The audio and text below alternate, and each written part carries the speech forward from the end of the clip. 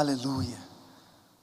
Senhor, eu peço humildemente que os nossos corações possam ser encontrados como terra fértil, como um terreno no qual o Senhor tem liberdade, para que cada semente produza realidade em nosso espírito e em nosso coração. Diga assim: Senhor Jesus, diga assim, fala comigo, diga assim: eu quero ouvir a tua voz. Amém? Abra sua Bíblia no livro de Gênesis, no capítulo 28, no verso 12.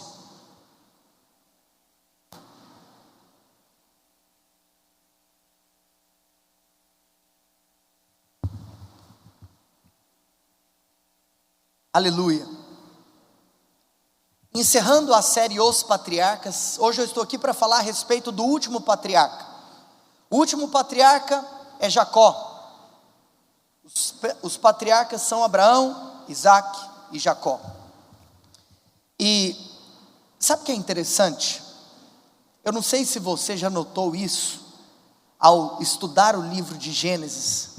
O livro de Gênesis é um livro muito rico em personagens. No início da história, nós temos o foco na pessoa de Adão e, obviamente, Eva e seus filhos, aqueles que fazem parte do contexto familiar de Adão.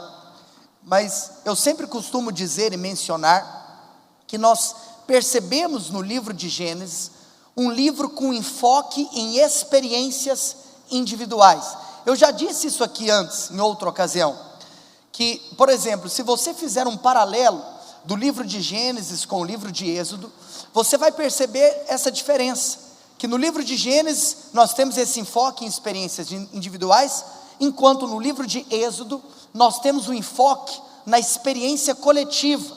É por isso que você tem no livro de Êxodo, de maneira específica, o personagem de Moisés, como sendo literalmente ali uma figura marcante do livro, mas você não tem enfoque em outras pessoas específicas. É claro que personagens aparecem na história, mas o enfoque individual do livro de Êxodo é muito centralizado em Moisés, justamente porque o livro de Êxodo tem como foco o coletivo, a experiência do povo, a nação de Deus. A nação de Deus, ela começa a ganhar forma e a ser evidenciada de uma maneira muito intensa a partir do livro de Êxodo. Agora, voltando, nosso assunto é Gênesis.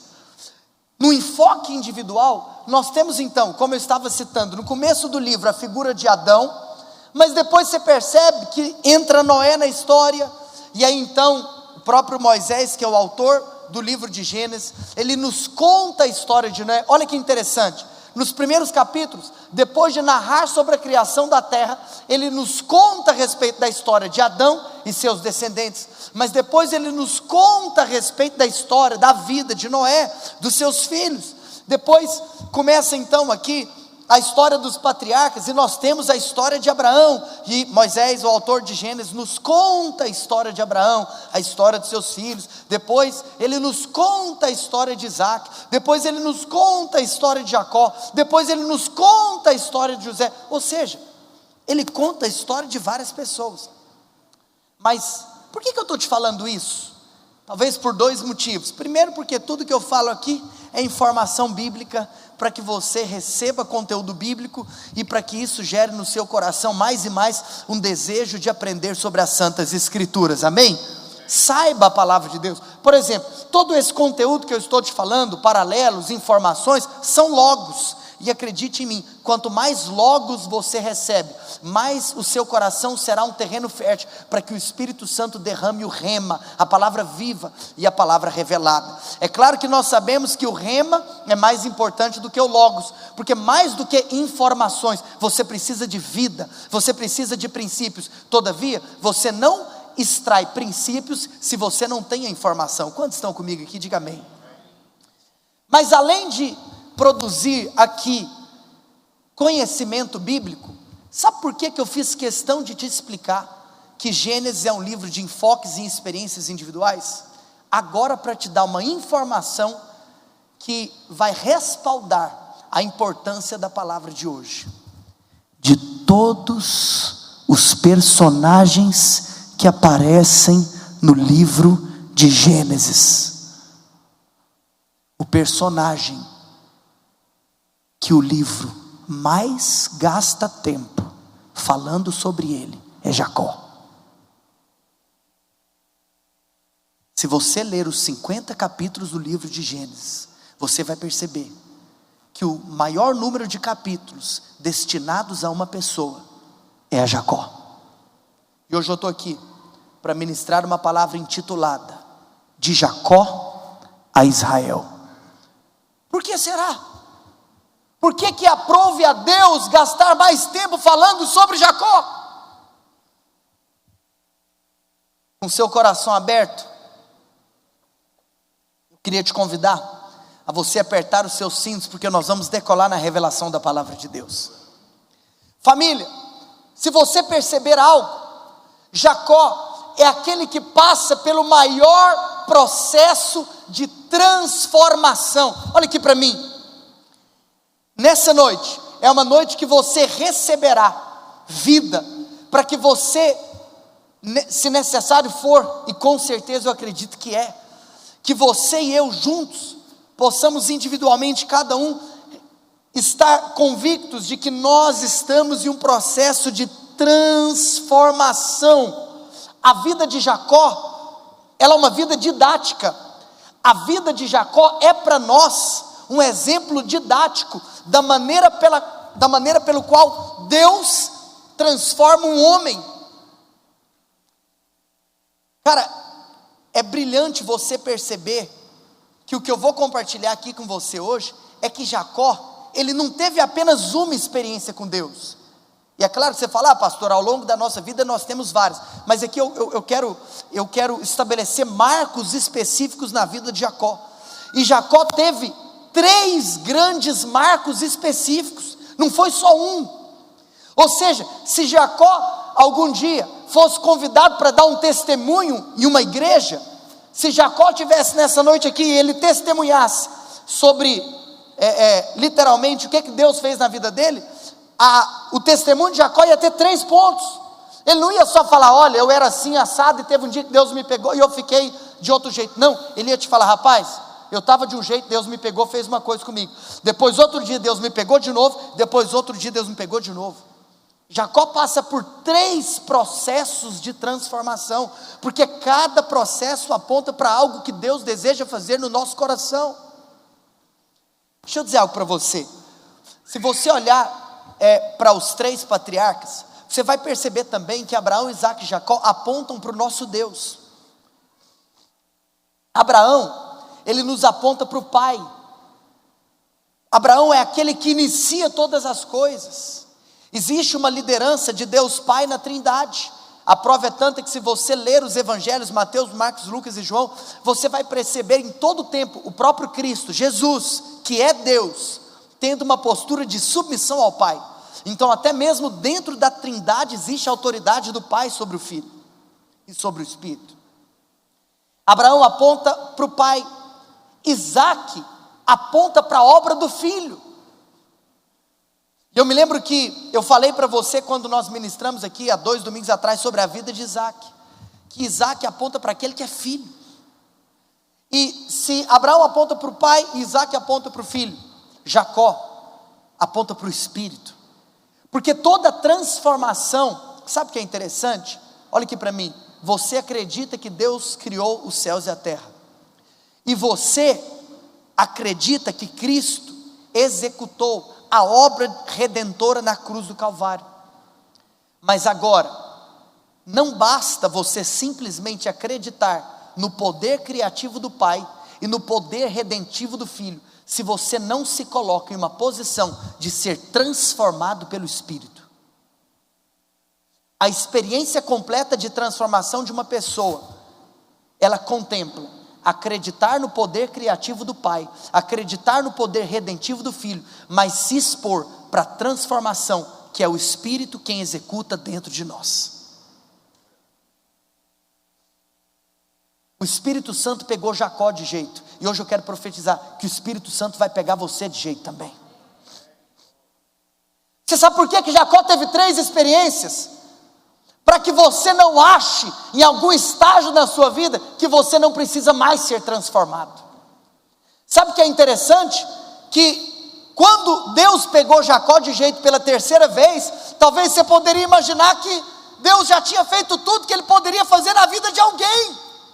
Então eu me arrisco a dizer a você, que se você está aqui me ouvindo, não pense que você está pronto. Mas talvez existe algum estágio, pode ser que seja o terceiro, mas Ele está lá, para que haja transformação na sua vida. E esse caminho é o caminho da maturidade, e é por isso então, que ele é transformado de Jacó a Israel. Você sabe muito bem, Jacó significa enganador, suplantador, trapaceiro, em outras palavras, vamos resumir, pecador. E por outro lado, agora Israel significa aquele que é o príncipe de Deus, ou seja, Deus pega o pecador e o transforma em príncipe. Glória a Deus, essa é a nossa história. Agora, existe um processo, existem estágios. Pastor, fala logo, você está enrolando demais na introdução. Não, eu preciso que você entenda que isso aqui não é sobre a história de Jacó, isso aqui é sobre a história do Vinícius, isso aqui é sobre a sua história. Porque antes de eu explanar a mensagem, você precisa de abrir o seu coração, para que você reconheça que essa mensagem é para você, que essa mensagem não é para o vizinho pecador que você tem, não é para o primo pecador que você tem, não é para o irmão pecador que você tem, é para você. Coloca a mão no seu coração. Espírito Santo, eu quero mais uma vez orar. Eu sinto no meu espírito, ó Pai, que hoje será um dia de transformação. Eu acredito que além daquilo que acontecerá aqui hoje, uma revelação também sobre a necessidade de se submeter ao tratamento do teu Espírito, em nome de Jesus. Abra no capítulo 28, no verso 12, como eu disse. Agora eu quero te dar uma última informação, antes de eu entrar nos 3 estágios. Você sabe da história, Jacó é filho de Isaac. Abraão gerou Isaac, Isaac gerou Jacó. Você sabe que Isaac não teve apenas Jacó. Interessante que Jacó, ele tinha um irmão gêmeo. O irmão gêmeo de Jacó era Esaú. E a história conta que no parto ali dos filhos, Esaú e Jacó, Esaú foi retirado primeiro ali da barriga da sua mãe.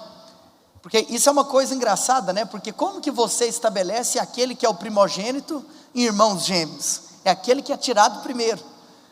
E de uma maneira figurativa e realista, quando Esaú foi tirado primeiro da sua mãe, Rebeca, Jacó já estava segurando o calcanhar, já estava segurando o pé do seu irmão Esaú.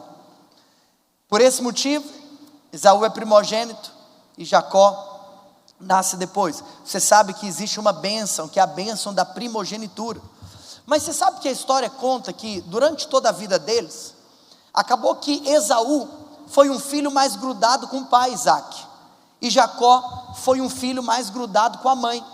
É por isso até que você percebe Esaú sendo aquele símbolo do homem que vai à caça, justamente por uma influência paterna.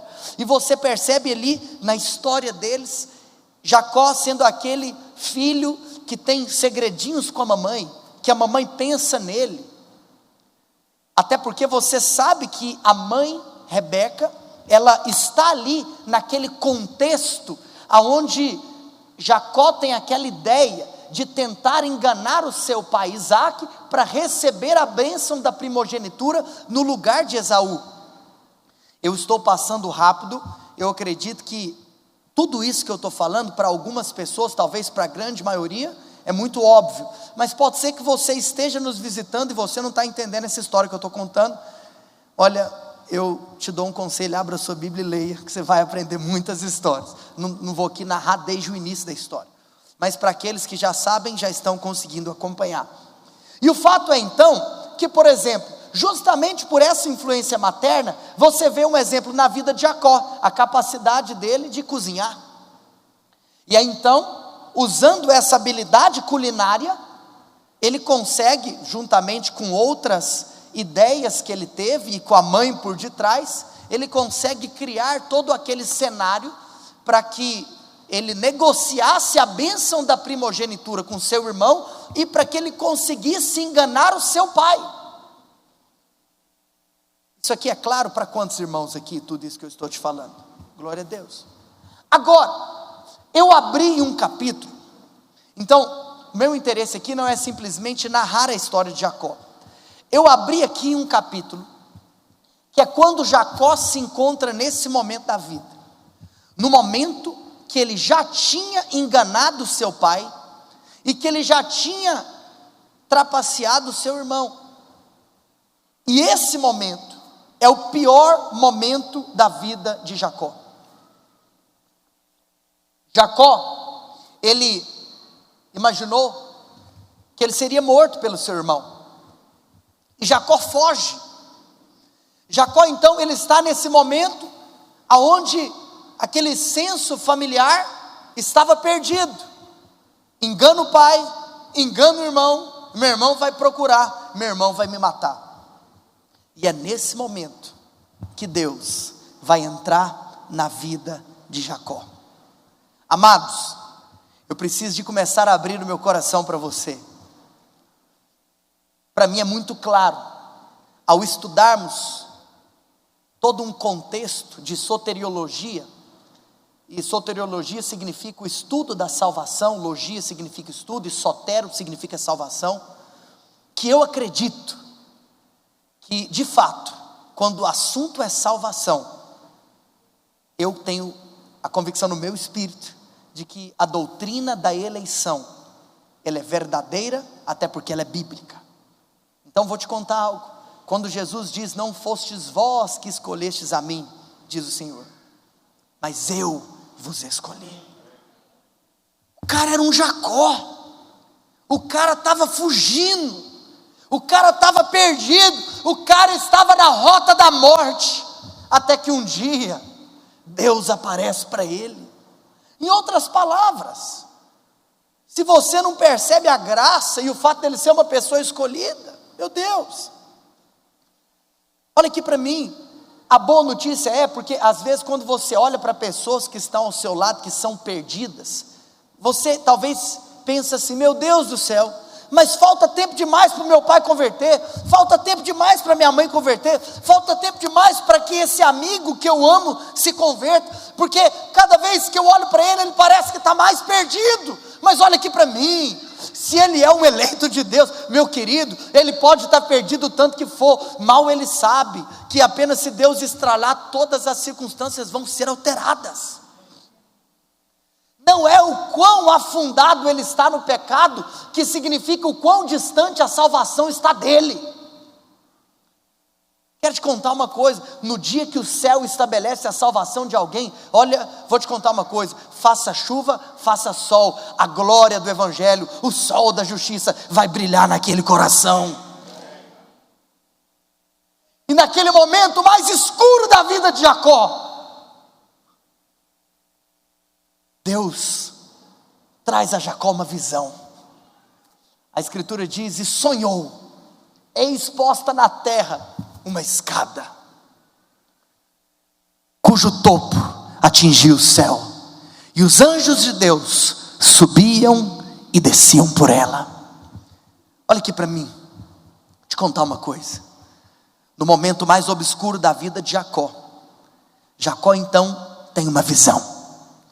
É interessante que existem 3 elementos nessa visão: o céu, a terra e uma escada. Quero te contar uma coisa, o nome dessa escada é Jesus Cristo. Jesus Cristo é o único mediador entre o homem, olha aqui para mim, a terra, diz a palavra de Deus, Ele deu aos homens. A terra aponta para o homem, o céu aponta para Deus, e só existe um que é capaz de ligar a terra e os céus. Só existe um que é capaz de ligar os homens e Deus, Cristo Jesus, que é ao mesmo tempo Deus e ao mesmo tempo homem. Jesus, ele morre na cruz de braços abertos, porque com uma mão ele segura o amor de Deus, a justiça de Deus, com a outra mão ele segura aquele que será alvo desse amor. As mãos abertas de Jesus na cruz apontam para aquilo que ele estava realizando em paralelo, porque o homem pecador merecia a morte, mas o salário do pecado estava sendo pago, estava sendo quitado. Então, por um lado, a obra na cruz simboliza a justiça, e por outro lado, é através dessa obra justa que o amor de Deus estava sendo expresso. Então, em outras palavras, olha aqui para mim, pode deixar lá no versículo, esta é a primeira experiência de Jacó, é a experiência da salvação. Olha aqui para mim, quando você conta a sua história com Deus, sabe qual é o ponto de partida da sua história com Deus? É a sua salvação, é o dia que você nasceu de novo, esse é o primeiro estágio da sua transformação. Olha aqui para mim, você só é transformado porque um dia, um momento específico, em primeiro lugar, Ele te encontrou, Ele te salvou. Agora essa história de transformação vai começar, agora esses estágios vão começar a acontecer. E é interessante porque se você continua lendo, pode descer para aquele outro versículo que eu te passei, Igor, lá no verso, se eu não me engano, 18, a escritura diz: tendo se levantado Jacó cedo, de madrugada, tomou a pedra que havia posto por travesseiro, e erigiu em coluna, sobre cujo topo entornou azeite. E o verso 19 diz: e ao lugar, a cidade, que outrora se chamava Luz, deu o nome de Betel. Diga comigo, Betel. Então olha aqui para mim, de maneira didática, você vai sair daqui hoje aprendendo quais foram os 3 lugares aonde Jacó teve um encontro com Deus, e qual foi a transformação que Deus realizou na vida de Jacó em cada um desses 3 lugares. Quem está comigo fala glória a Deus. Quem está comigo comemora, porque toda vez você recebe uma revelação. Cadê quem comemora, filho de Deus? Oh meu Deus, olha aqui para mim. Em primeiro lugar, a primeira experiência que um ser humano tem com Deus é a experiência de Betel. Betel aponta para a salvação, é no dia que você estava perdido, mas no dia que a escada apareceu na sua vida, no dia que Cristo foi revelado a você, e Ele então pegou você que estava aqui na terra e falou: olha, eu tenho uma notícia para você, eu vim aqui na terra para te dizer que agora o seu lugar é o céu. No dia que você tem um encontro com essa escada, você foi salvo. O que isso significa? Betel. Deixa eu te contar uma coisa, se você olha para a palavra Betel, você vai perceber que ela é uma palavra, que ela possui 2 palavras dentro dela. O prefixo bet significa casa, e o sufixo el significa Deus. Em hebraico, um dos nomes de Deus é El, E-L. É daí que vem aquelas expressões El Shaddai, Elohim. Presta atenção, porque El em hebraico significa Deus. Se El significa Deus e Bet significa casa, então o nome desse lugar como é? Casa de... Por que o nome é casa de Deus? Olha aqui para mim, porque quando você é salvo, você é transportado para um lugar. Você lembra quando Paulo usa essa palavra, esse transporte que Paulo fala com relação à salvação, que você estava lá, no império das trevas, mas o Senhor te transportou para o reino da luz do Filho do seu amor. Olha aqui para mim, então você percebe que aquele que está sendo salvo, ele está sendo transportado de um lugar para o outro. E qual é esse lugar que aquele que foi salvo agora se encontra? Em um lugar chamado Betel, em um lugar chamado casa de Deus. Olha que interessante, segura essa. Jacó estava fugindo, porque em outras palavras, depois de ter aprontado com seu irmão, e depois de ter aprontado com o pai terreno, sabe o que ele achou? Que agora ele não tinha mais casa. Mas é nesse momento que alguém lá fora achar que não tem mais casa, que ele vai conhecer a casa de Deus. Por isso que a primeira coisa que Deus faz com uma pessoa é trazer essa pessoa que foi salva para onde? Para um corpo. Para um corpo. O que é a igreja? Igreja é o corpo de Cristo. Porque ninguém vive para Deus sozinho. Por isso que nós como igreja precisamos ser uma representação do corpo, da casa. Então presta atenção nisso. Jacó estava perdido, não tinha lugar. E é nesse momento que ele é transportado para a casa de Deus. Ele entra e agora ele tem uma nova família. Quando você foi salvo, agora você recebe uma nova família. Você tem um novo pai e agora quando você olha para o lado, você tem novos irmãos. Betel, casa de Deus. Então a primeira experiência que uma pessoa tem com Deus é a experiência da sua salvação. Eu acredito que talvez, para não dizer todos, porque eu não sei da vida de todo mundo e não sei quem está aqui nos visitando, mas com certeza a grande maioria de todos vocês que estão aqui já passaram por esse estágio. E pode ser que tenha alguém aqui que você precisa nascer de novo. Então que essa noite possa ser na sua vida uma noite de Betel, uma noite que você tenha uma visão, a visão da escada que liga a terra aos céus, e que você chame esse lugar de Betel, e de que agora você entenda que existe uma nova casa para você. Agora, as experiências que Jacó teve com Deus não pararam por aí. E agora nós vamos lá para o capítulo 32. E eu quero entrar com você na segunda experiência. É a experiência de um segundo lugar. Projeta para mim, Jacó capítulo 32. Projeta para mim Gênesis capítulo 32. Que nós vamos continuar a história de Jacó. Vai lá para o verso 23. Aquele que eu te passei. Olha só. Volta, aí mesmo. É interessante que depois que Jacó já estava salvo, a vida de Jacó continua. Mas tem uma coisa, eu tenho uma notícia para te dar. A salvação não resolveu os seus problemas. Diga assim: a minha salvação não resolveu todos os meus problemas. Qual é a boa notícia do Evangelho? É que a sua salvação resolveu o maior dos seus problemas.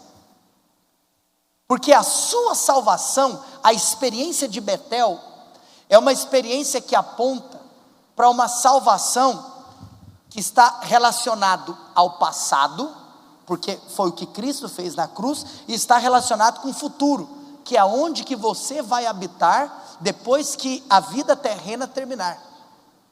Mas o interessante é o seguinte, olha aqui para mim, eu posso sair daqui e amanhã acordar e ir lá para a cadeia, e eu posso ir para um presídio e pregar o evangelho lá no presídio, e naquele momento pode ser que o Espírito Santo toque no coração de alguém que está ali me ouvindo, e que aquele ladrão se converta. Glória a Deus, aquele ladrão terá tido a experiência de Betel.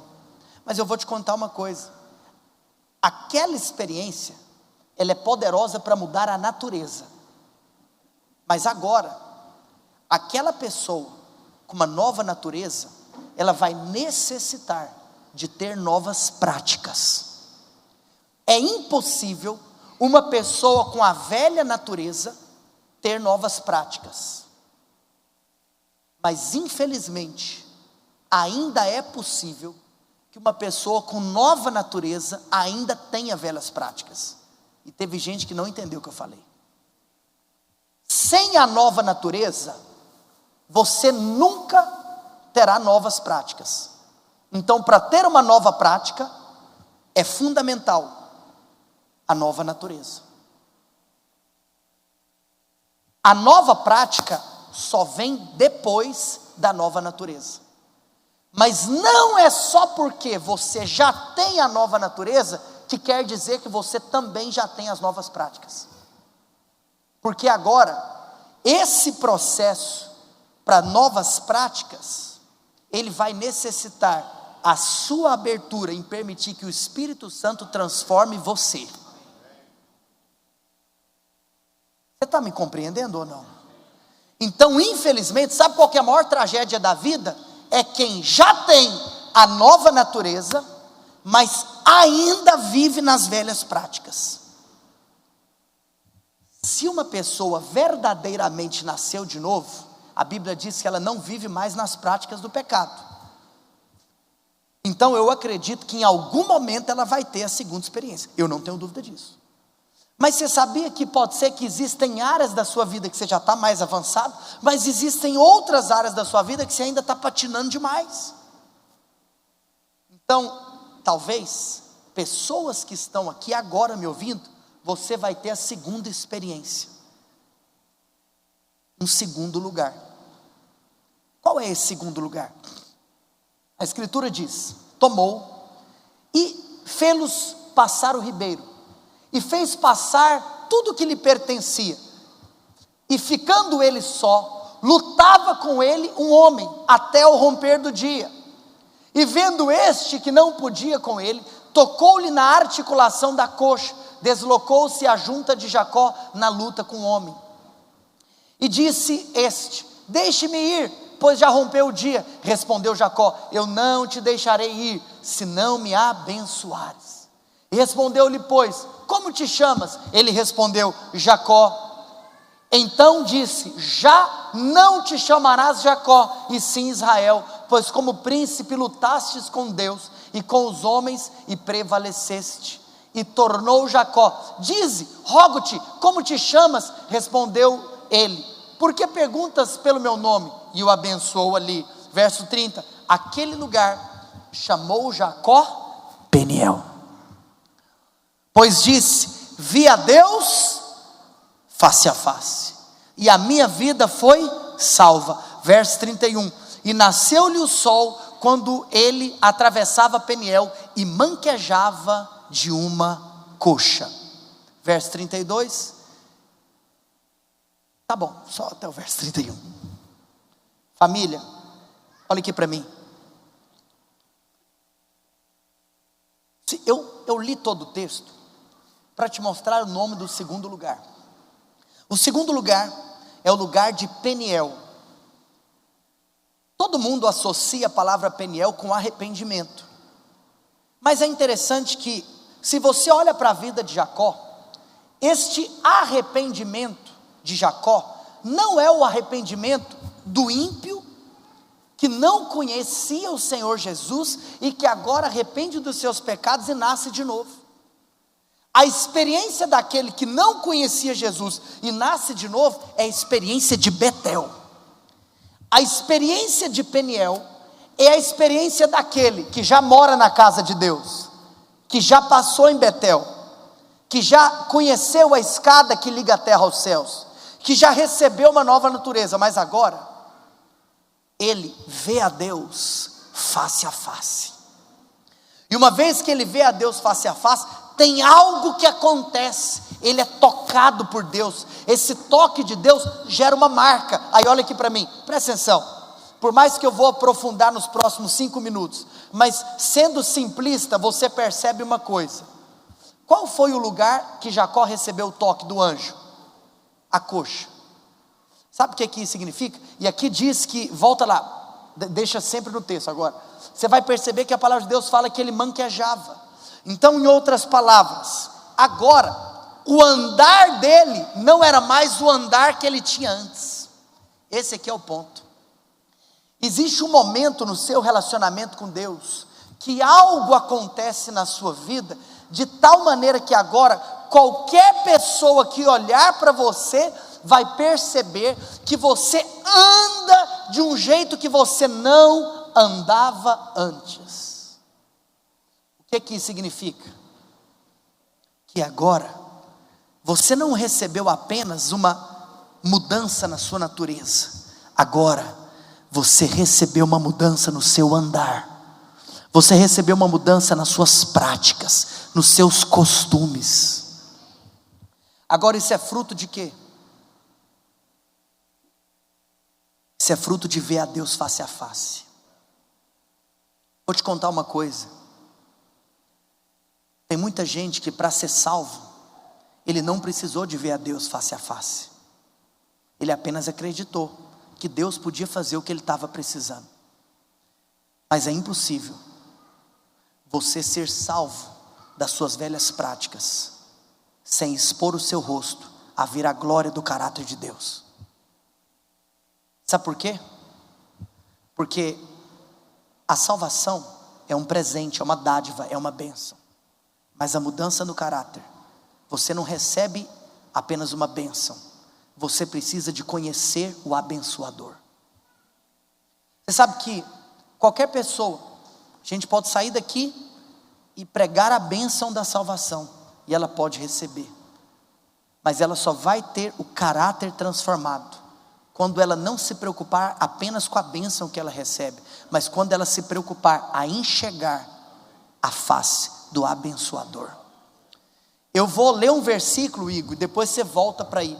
Eu gosto quando Paulo, ele testifica isso que eu estou falando, naquele versículo clássico de 2ª carta aos Coríntios, no capítulo 3, no verso 18, Paulo fala assim: e todos nós, com o rosto desvendado, contemplando, ou seja, você está olhando para a face, você está contemplando, como por espelho, a glória do Senhor, aí sim, nós somos transformados, de glória em glória, na sua própria imagem, como pelo Senhor. Quem que faz isso? O Espírito. Olha aqui para mim, você só é transformado quando você contempla, porque a transformação da alma, a transformação do caráter, ela só vem na vida de alguém que está disposto a contemplar a face, não contemplar as mãos. Você contempla as mãos quando você está preocupado com aquilo que Deus te dá, mas você é transformado quando você contempla a face, quando você está preocupado em descobrir quem Ele é. O problema é que tem muito crente só focado naquilo que Deus pode dar, enquanto na realidade o que Deus mais quer de você é que você foque em conhecer quem Ele é. Porque quando você foca em conhecer quem Deus é, aí você vai ter um desejo no seu coração de andar segundo quem Ele é. Porque você fala: pera aqui, se eu sou filho, eu quero parecer com meu pai. Mas você pode, todo domingo, querer procurar um lugar só para você ouvir mais e mais e mais aquilo que Deus te dá. Isso é errado? Não, isso é maravilhoso, mas só é um estágio. Mas você pode também decidir: sabe o que eu quero da minha vida? Eu quero descobrir quem Ele é, eu quero olhar para Ele, eu quero contemplar Ele, eu quero ver a face dEle. E sabe o que vai acontecer, meu querido? A sua segunda a sexta, a sua semana, a sua vida vai ser transformada, porque você está descobrindo quem Ele é. E quando você descobre quem Ele é, a sua vida nunca mais é a mesma. E sendo bem prático, eu quero falar aqui umas coisas que Deus mostrou. Volta lá para o verso 32. Segura bem rapidinho alguns pontos que eu fui meditando e o Senhor foi me mostrando. A Escritura diz, é o verso 23, perdão. Olha só, verso 23 desse capítulo. Tomou e fê-los passar o ribeiro, e fez passar tudo o que lhe pertencia. Olha aqui para mim, presta atenção. Eu estou falando agora de Peniel, eu estou falando da experiência agora, que não é experiência de salvação, é uma experiência de transformação. Quem está comigo? A primeira coisa, se você deseja ser transformado, você que já foi salvo, você que já mora na casa de Deus, você tem que fazer isso aqui, ó. Se você perceber, Ele fez passar tudo o que lhe pertencia. Olha aqui para mim, quer dizer que Ele saiu do lugar onde Ele estava. Você nunca na sua vida será transformado se você permanecer no lugar onde você está. A primeira coisa de alguém que deseja uma transformação na vida é: saia do lugar onde você se encontra hoje. Você vai ter que passar o ribeiro, meu filho. Você vai ter que passar, porque nesse momento, quando você sai do lugar aonde você está hoje, para ir para um outro lugar, aonde lá você vai ver a transformação. Presta atenção, se você ainda não foi transformado, é porque você ainda não entendeu que você precisa de deixar a sua zona de conforto para entrar na sua zona de confronto. Você nunca terá um confronto se você não sair da sua zona de conforto. É por isso que essa história começa em Jacó deixando um lugar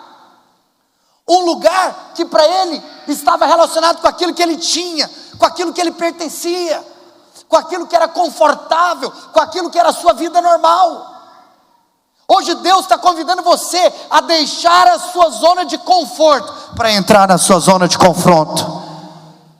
Essa é a primeira coisa. Mas a segunda coisa, se você percebe, o texto continua, e a palavra do Senhor diz assim: e ficando ele,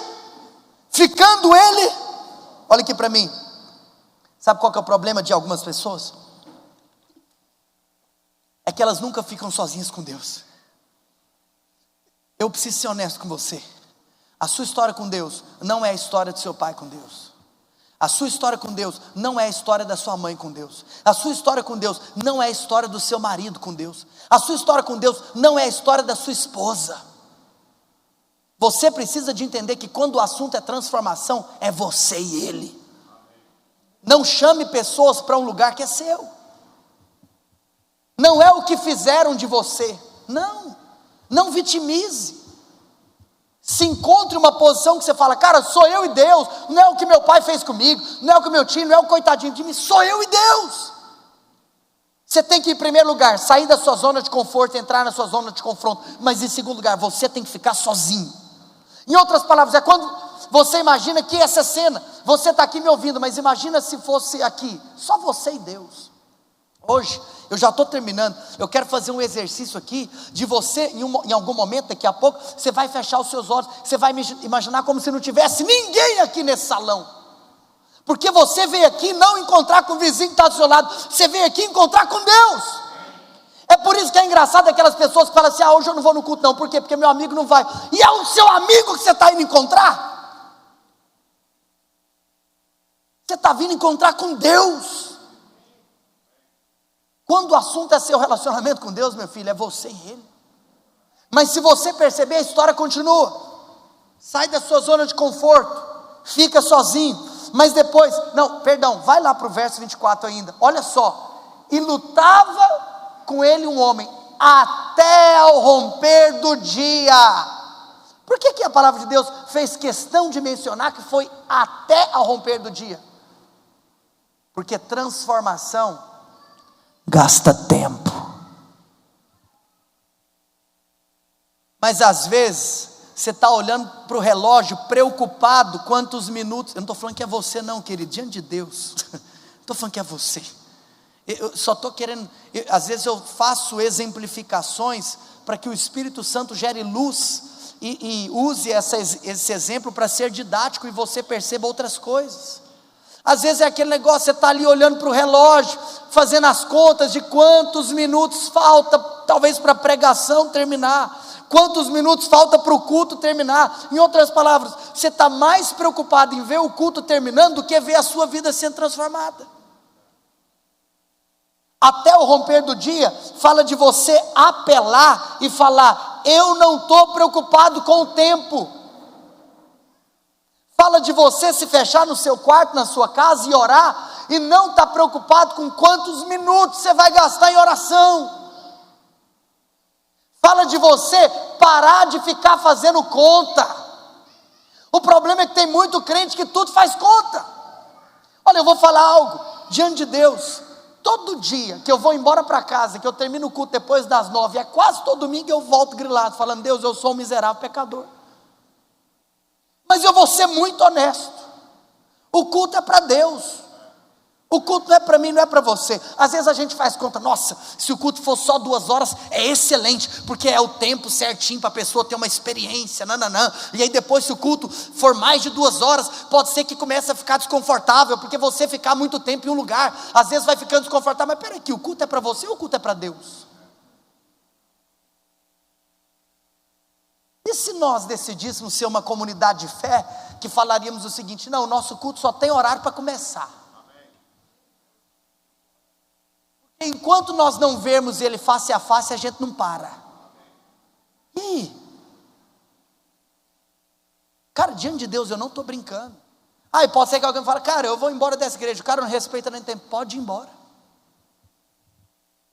Mas em outras palavras, só vai ser transformado quem não está preocupado com o tempo, quem não faz conta. Nossa, olha, eu diante de Deus, eu não estou preocupado com ativismo, mas eu me preocupo com alguém que faz conta se não está gastando tempo demais com a igreja, porque a igreja é o corpo dele.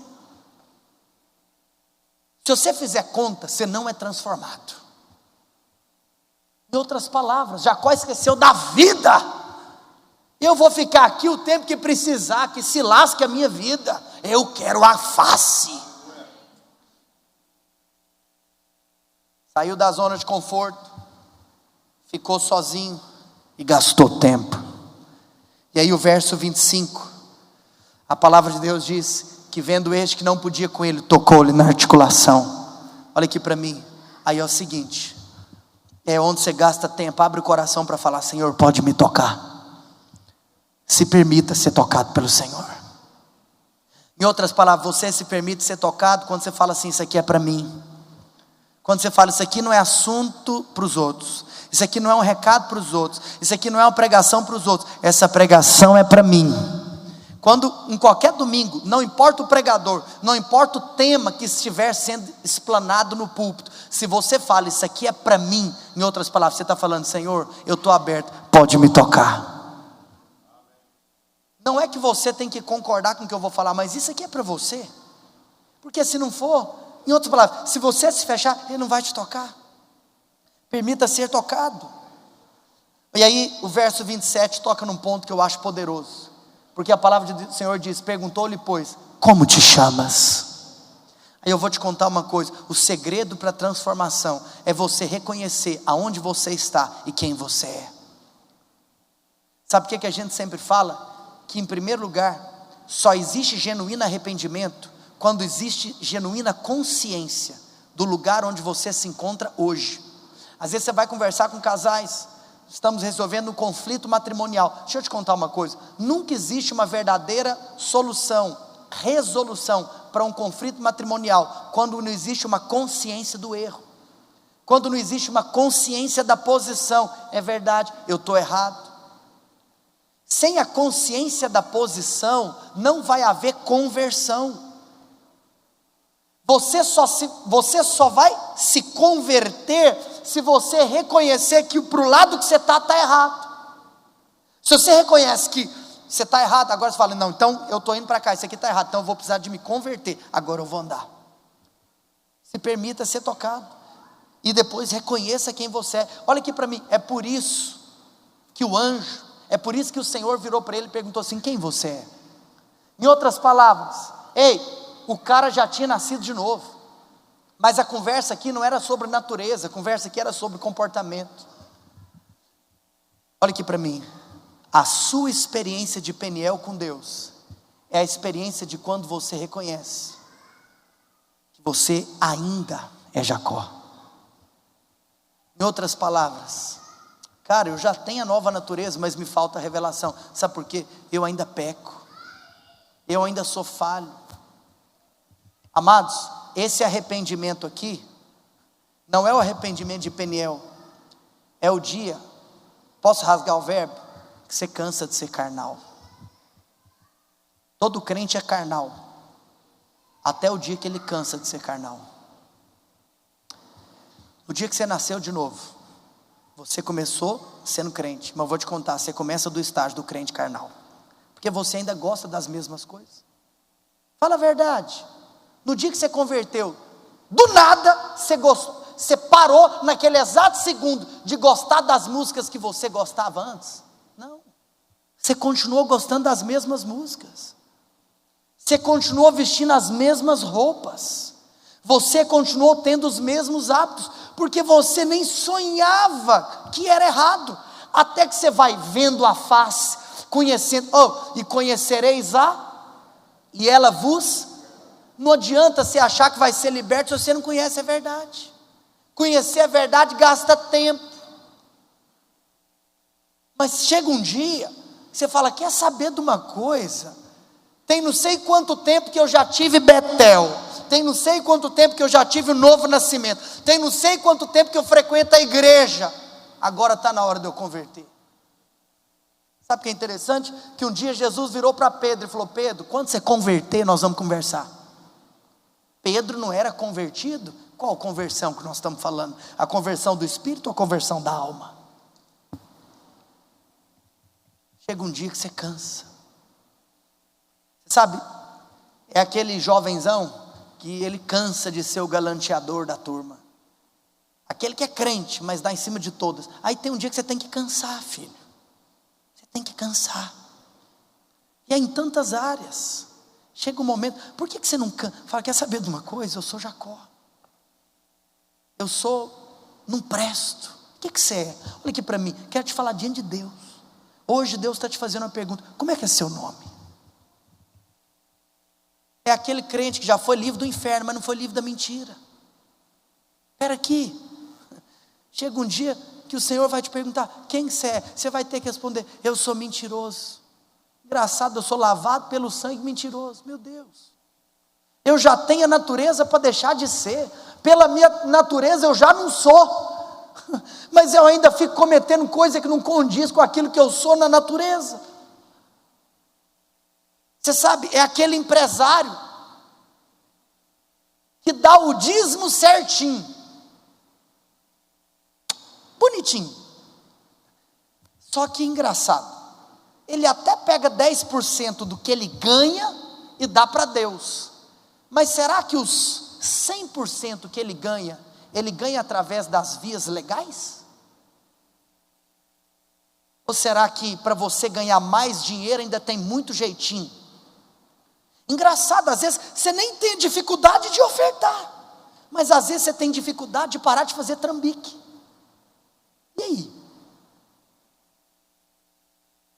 eu te contar uma coisa: você quer ser sério com Deus? O buraco é mais embaixo, o buraco é mais fundo, porque você deixa de fazer trambique, é para a glória de Deus. Eu era trambiqueiro, agora eu não sou mais. Por quê? Porque eu vi a Deus face a face. Porque não combina com Deus. Sabe por que você tem que ver Ele face a face? Porque você não combina com Deus, não é para combinar com você. Estou cansado de vender o que eu não entrego. Por que você não cansa de vender o que... E não estou falando que é você não, pelo amor de Deus. E às vezes eu uso essas expressões, é só para você me entender. Oh, irmãos, como é que é seu nome? Se você não responder seu nome, você não vai ser transformado. Mas o poderoso é isso. Verso 28, é que se você reconhecer quem você é, aí Ele vai te tornar outra pessoa. A boa notícia é que Ele vai te tornar outra pessoa. E agora, eu já não te chamarei mais Jacó, já não te chamarás mais, eu não vou te chamar mais Jacó. Olha aqui para mim, você vai ser transformado em um príncipe, em um Israel. O time de adoração pode vir. Oh, irmãos, é isso que Deus está fazendo com você hoje. Ele vai te dar uma nova identidade. E o verso 29 fala que agora você é abençoado.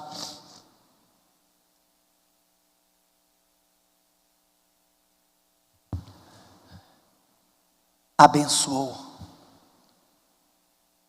Você é abençoado. Você não vai correr atrás de bênção, você é a própria bênção. Uma pessoa transformada é uma pessoa abençoada. É isso que o Senhor quer fazer com você hoje. Ele quer te abençoar. Ele quer fazer com que você saia daqui uma outra pessoa. Essa é a experiência de Peniel. E aí sabe o que é interessante? Aí você vai perceber verso 30. E aquele lugar você vai chamar de Peniel. Eu vi a Deus face a face. Estava conversando com alguns irmãos nesse começo de ano. Eu sinto que o que Deus quer fazer com a igreja brasileira. Eu me lembro daquele espontâneo do Alessandro Vilas Boas, né? Que ele canta: muitos querem suas mãos, nós só queremos os seus pés. Em outras palavras, as pessoas estão preocupadas com aquilo que Deus dá, nós estamos preocupados com a pessoa dele. Aquela mulher, ela não ungiu as mãos, ela ungiu os pés. Porque as mãos falam daquilo que Jesus entrega, mas os pés falam da onde ele está pisando. Em outras palavras, eu quero é onde ele está, eu quero ir é onde ele está indo. Rick Warren diz em um livro chamado Uma Igreja com Propósitos, e isso falou muito forte essa semana no meu coração, porque o Senhor nos chama para edificar uma obra. Ele diz que uma igreja com propósito é aquela igreja de mais do que orar para que Deus abençoe os seus projetos, é orar para que a igreja tenha revelação de saber o que Deus está abençoando e fazer aquilo que Deus está abençoando. Você pode na sua vida fazer um monte de coisa e depois pedir: Deus, me abençoe em tudo isso. Ou você pode na sua vida falar assim: Senhor, aonde que está a sua bênção? É para lá que eu vou. Em outras palavras, é eu conhecer a vontade de Deus antes de realizar, do que depois de ter realizado, em uma independência humana, pedir para Deus vir consertando. E há algo errado de pedir para Deus consertar? Não há nada de errado, porque tudo que você fizer de errado, existe conserto, existe salvação, existe graça disponível, existe perdão, existe reconciliação, existe restauração, existe. Deixa eu te contar, e depois que você é perdoado e restaurado, aí o Senhor deseja, olha aqui para mim, se você aprontar de novo, Ele vai te perdoar de novo. Mas eu te pergunto, o que você acha que é sobremodo excelente? Você sempre ficar errando os mesmos erros? Compreendendo o que eu estou falando ou não?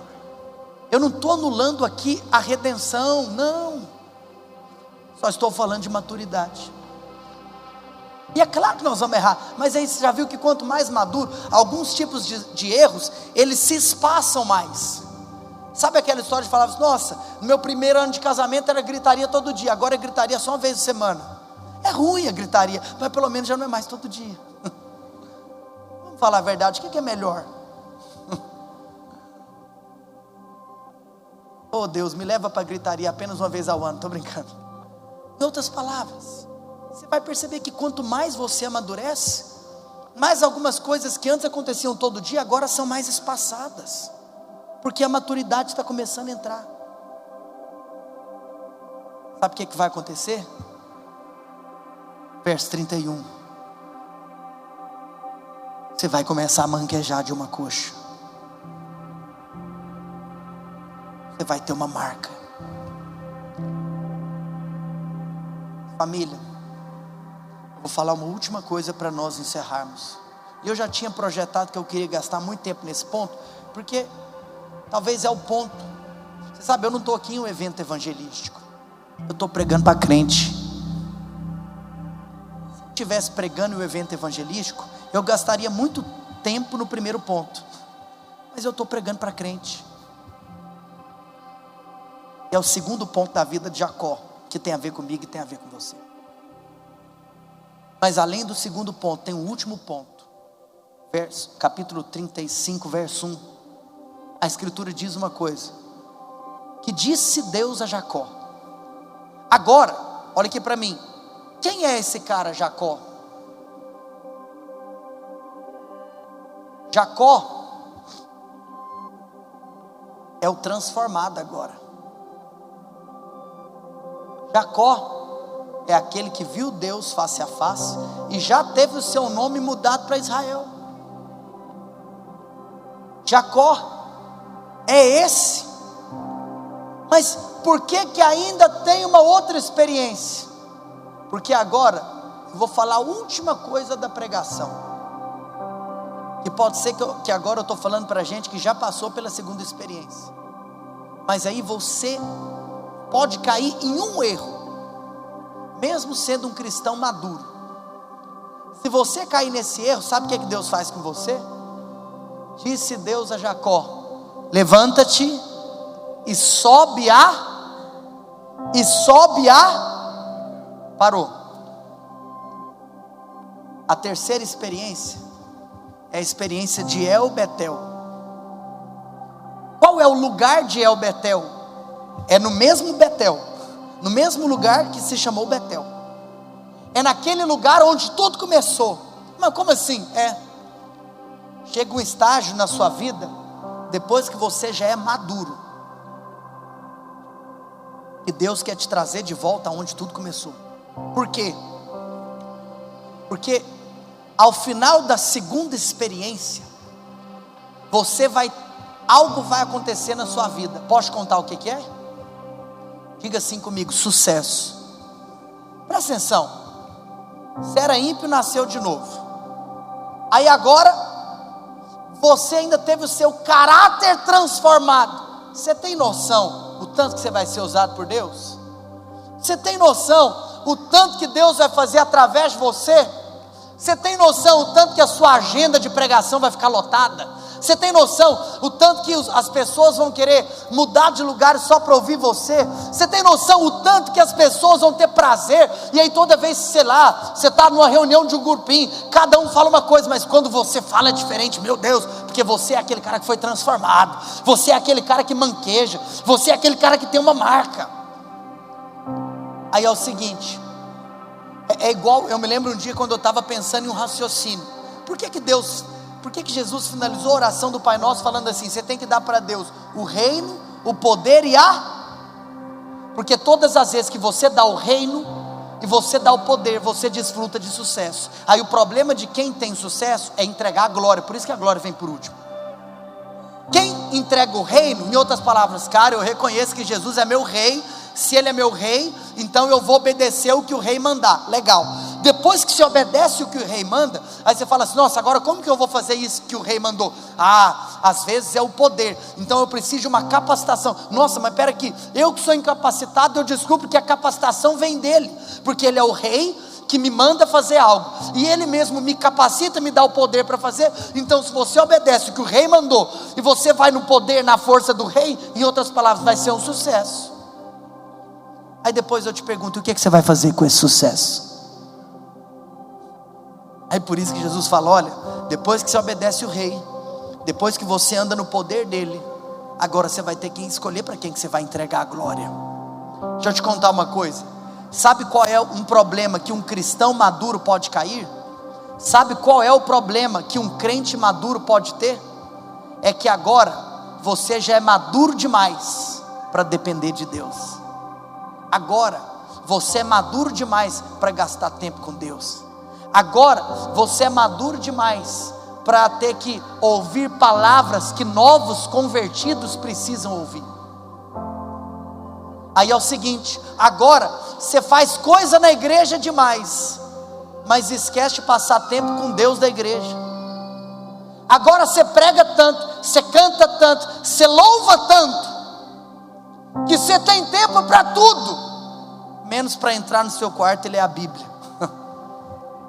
Porque sua agenda é lotada, porque os compromissos são muitos. Aí Deus vira para você e fala: olha, muito legal,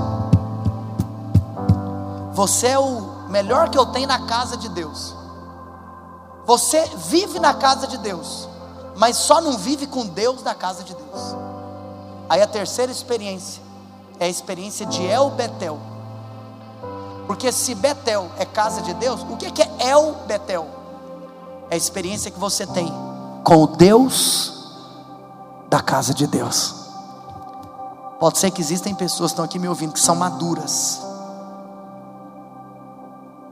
mas o único ponto que eu tenho para te falar é: Deus está com saudade de você. Deus está com saudade de algumas coisas que você fazia quando você era imaturo. Porque normalmente o imaturo tem a tendência de perguntar mais, e o maduro tem a tendência de perguntar menos. Deus está querendo: cadê você me consultando de novo? Existem 3 tipos de pessoas que estão aqui me ouvindo. Pessoas que talvez Deus te trouxe aqui para você ter uma experiência de Betel. Você está fugindo dos seus problemas, Deus te trouxe na casa dele para você enxergar a escada. Pode ter pessoas que estão aqui, que você já está na casa, mas você está precisando de ter um momento de arrependimento. Mas pode ser que você é lindo, maravilhoso e cheiroso. Você tem que lembrar: seu maior tempo não tem que ser gasto com a obra, mas tem que ser gasto com Deus da obra. Nós não podemos começar uma reunião de grupo, de GR, uma reunião de discipulado, Se a gente tem tempo para falar de tudo que a igreja vai fazer, mas não começa a reunião falando do Deus da igreja. Que todas as vezes que nós nos reunimos como igreja, que todas as nossas reuniões de discipulado, antes de falar dos assuntos, nós falamos daquele que é a mensagem. Sabe, meu irmão, eu sinto que Deus está querendo restaurar a igreja brasileira. Eu sinto que Deus está trazendo a igreja brasileira para ter experiência de El Betel.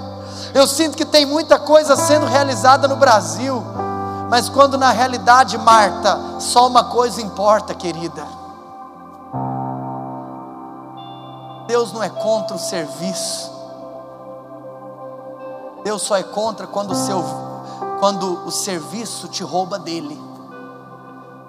O serviço é para Ele, mas na hora que Ele quer que seja feito. Marta, por que você está querendo cozinhar para aquele que é o pão da vida? Marta, por que você está querendo cozinhar para aquele que fez cair pão do céu, fez chover pão por 40 anos todo dia, Marta? Marta, por que você está querendo cozinhar para aquele que mandou você orar? O pão nosso de cada dia é o Senhor quem me dá. Você está querendo dar pão para quem é aquele que tem que te dar o pão? Em pé onde você está.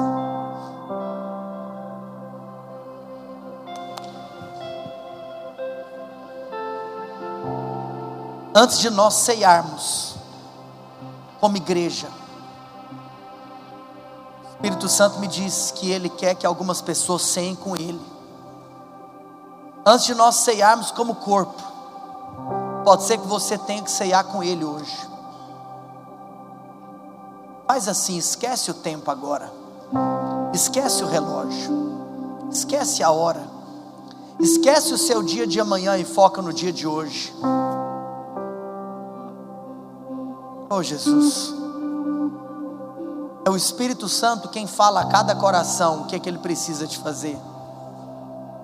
Essa noite para alguns será uma noite de Betel, para outros será uma noite de Peniel, para você pode ser que seja uma noite de El Betel.